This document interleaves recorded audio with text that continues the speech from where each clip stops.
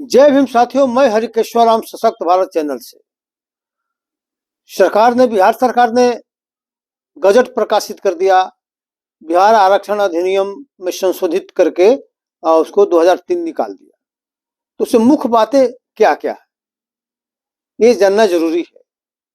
तो मुख्य बातें ये है कि पहले जो रिजर्वेशन 50% था उसको बढ़ाकर 65% SC ST OBC को किया गया और 10% अनारक्षित श्रेणी के गरीबी के नाम पर सवर्णों को किया गया। तो टोटल रिजर्वेशन हो गया 75%। शेड्यूल कास्ट को पहले 16 था, अब 20 हो गया। शेड्यूल ट्राइब्स को 1 था, वो 2% हो गया। अति पिछड़ा का 18 था, तो 25 हो गया। ओबीसी का 12 था, जो 18 हो गया। तो इस तरह से टोटल SC ST EBC और OBC को मिलाकर 65% रिजर्वेशन हुआ और जो रेस्ट 35% बचा उसमें से 10% गरीबी के नाम पर सवर्णों को मालिक हुआ। तो एक तरह से मिला जुलाकर 75% रिजर्वेशन हो गया। तो ओपन कैटेगरी में कितना सीट बचा? 25%। लेकिन जो गजट प्रकाशित हुआ है इसमें उसको 35% गुणागुण के आधार पर बताते। तो गुणागुण के आधार पर कैसे जाएंगे SC ST OBC के लोग, उस पर कैसे जाएंगे? जो 10% जो गरीबों के सामान्य वर्ग के गरीबों के नाम पर रिजर्वेशन है, तो SC ST लोग के तो वहां जगह है नहीं। तो फिर उसको गुणागुण में 35% क्यों दिखलाया गया? उसको 25% ही दिखलाया जाना चाहिए था। तो पहला तो मान लीजिए कि ये है। दूसरे में सवर्ण में जो सामान्य वर्ग में टोटल पॉपुलेशन उनका 15.52% मालिक हुआ है और गरीबी एवरेज 25% मान लिया कि लोगों में गरीबी है। तो 25% जब गरीबी के नाम पर आप दें तो 25% गरीबों को ही आरक्षण देंगे ना। कि मान लिया कि आप 66% लोगों को 64% लोगों को दे देंगे। 25% जो गरीब, तो 25% को उसमें देते। उसमें जो है 15.52% जो गरीब लोग था, सवर्ण लोग था, उसमें से आप देते। जो 25% गरीब थे तो निकालते, तो 3.88% तो उनको देते, 4% दे देते।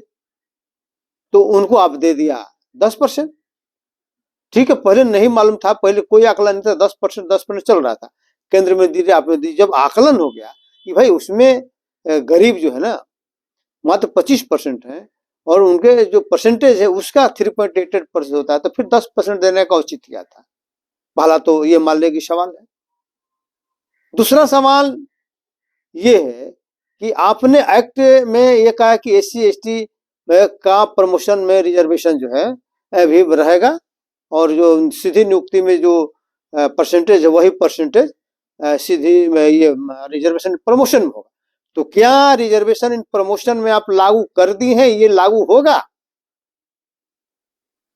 कि सुप्रीम कोर्ट के निर्णय पर निर्भर करेगा प्रमोशन?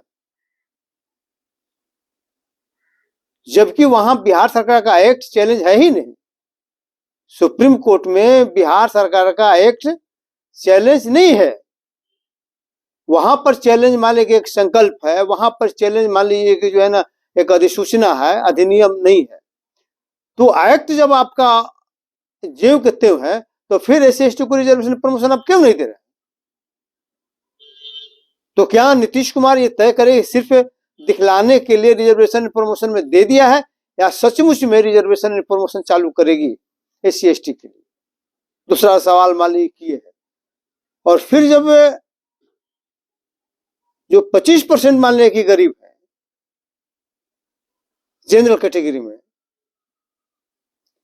तो उनको आपने दे दिया 10%, मतलब 66%, 65, 64 कुछ परसेंट के हिसाब से लोगों को आपने दे दिया। तो OBC और EBC को आपने उसी तराजू पर तौल दिया। क्या उसका गरीबी का स्टेटस, OBC का स्टेटस और मान लीजिए EBC का स्टेटस एक ही स्टेटस है? कि आपने टोटल जनसंख्या बल के आधार पर जो गरीब नहीं है उसको भी आप सामान्य कैटेगरी में दे दिया रिजर्वेशन, और एससी एसटी ओबीसी और ईबीसी में आपने कम करके दे दिया। अगर उसमें जो गरीब थे सिर्फ गरीबों को आप देते तो यहां पर इनको पूरा सीट मिल जा सकता था। तो ये सरकार का ये जो नीति है दो चीज पर, एक तो 35% गुनागुन कहां से आया?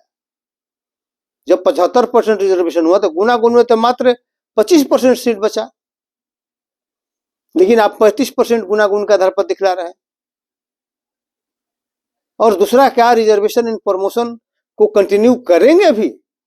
आपने एक्ट बना दिया, एक्ट पहले से भी था, एक्ट कहीं सुप्रीम कोर्ट में चैलेंज भी नहीं है, और फिर मान लीजिए आपने फिर इधर संशोधन भी कर दिया आप गणना के आधार पर, तो फिर क्या इसको आप लागू करेंगे, क्या इंतजार करेंगे सुप्रीम कोर्ट का? ये दो चीज मान लीजिए कि है, सरकार को इस पर अपना विचार देना चाहिए, सरकार को सोचना चाहिए। और साथियों ये अच्छा काम हुआ है, बेजाय भला अच्छा, जिसको आप कह सकते हैं। अभी भी मान लीजिए कि ये पहला स्टेट नहीं है जिस तरह से प्रचारित हो रहा है कि लगता है पूरा देश को अरे आपसे पहले साउथ में बहुत पहले हो चुका है। साउथ इंडिया में आपसे पहले संख्या के अनुपात में रिजर्वेशन हो गया है वहां ओबीसी को, आप तो सबसे अभी लास्ट में आप पाए हैं। तो इसलिए ये कहना कि सबसे ये बिहार दिशा दिखलाएगा, दिशा का खाक दिखलाएगा, अभी तो दिशा पर अभी चलना मुश्किल है। पेरियार के रास्ते पर चलना अभी लोग शुरू भी नहीं किया है, डॉक्टर अंबेडकर के रास्ते पर चलना शुरू भी नहीं किया है। तो उद्देश्य न्याय देने का है, तो न्याय कैसे मिलेगा? समाज को न्याय मिलना चाहिए तो प्रतिनिधित्व से मिलेगा, सक्षम एवं निर्णायक प्रतिनिधि से मिलेगा। ये उपाय मान लीजिए कि बहुत हद तक हुआ है, हो सकता है कि इसमें कुछ सफलता मिले, लेकिन फिर भी अभी बहुत कुछ करना जरूरी है। और सामाजिक न्याय को कल्याण के रूप में देखने की जरूरत नहीं है, प्रतिनिधित्व के रूप में देखने की जरूरत है। क्योंकि देश है, लोकतंत्र है, तो सबका है, सबको मिलाकर देश चलेगा। किसी के साथ अन्याय नहीं होगा, किसी के साथ भेदभाव नहीं होगा, किसी के साथ बेईमानी नहीं होगा। ये जब तक चुस्त दुरुस्त व्यवस्था नहीं होगा तब तक ये मान लीजिए कि ये नहीं कहा जाएगा कि आप सामाजिक न्याय के लिए काम कर रहे हैं। तो जय भीम साथियों, आज इतना ही। जय भीम, जय भारत, जय संविधान।